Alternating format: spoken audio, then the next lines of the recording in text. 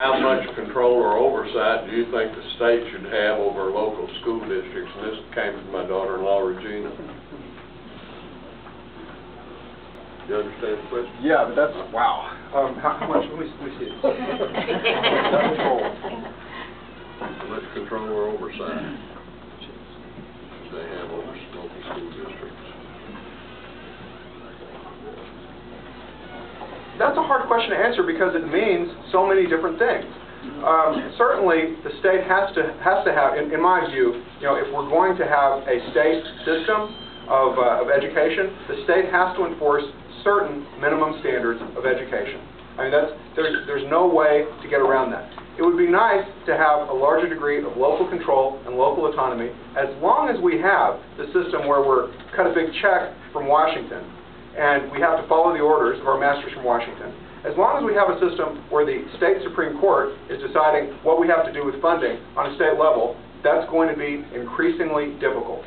In the long run, the goal is local determination and local self-control.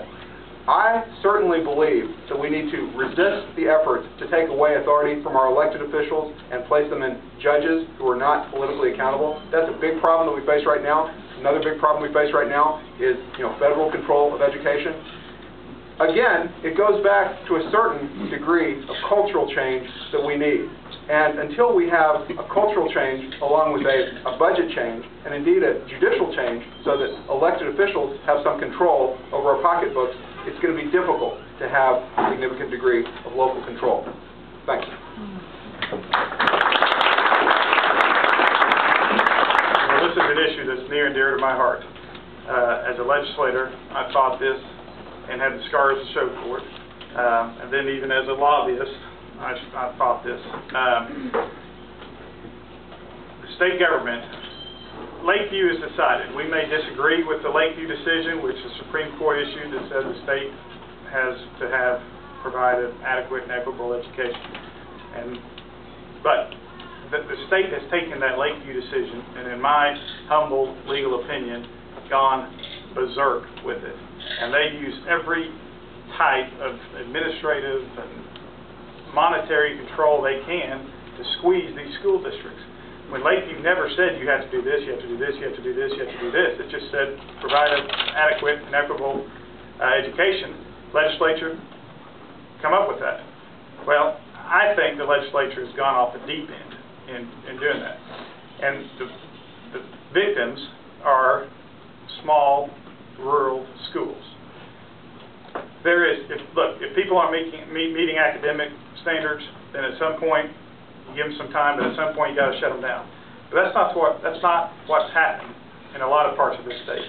These local schools are exceeding academic standards from most of the rest of the state. Their schools are outperforming all the big schools. Financially, their people are willing to raise their millage rates to be able to have a good quality school. That's their decision, and they're doing it. Financially, they're sound. It's little technical stuff. I'll give you an example. Perrin. They had enough students. They had consolidated with Bryant, but Bryant was going to have to shut them down. Move the high school, all the kids to Bryant because of this reason.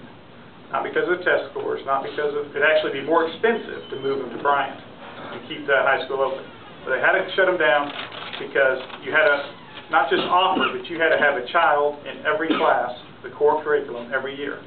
Well, they didn't have that many students, so some kids are on a rotation. You take calculus, you take physics, well, one year there wasn't anybody who was on the right rotation to take that calculus.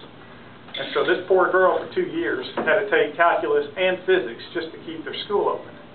And eventually she graduated, and they didn't have it. The school got shut down. Now that kind of state control is absurd.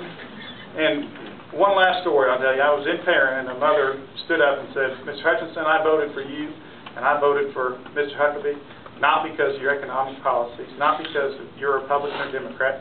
I voted for you because you're good Christian men." And my school right here in Perrin, the superintendent starts every morning with a prayer over the loudspeaker. And you're telling me I need to shut this school down and go become more like Little Rock? She said, that's not right. And it made a powerful point to me, and I think we need to have legislators who will stand up and fight the education establishment to protect these local patrol and local schools.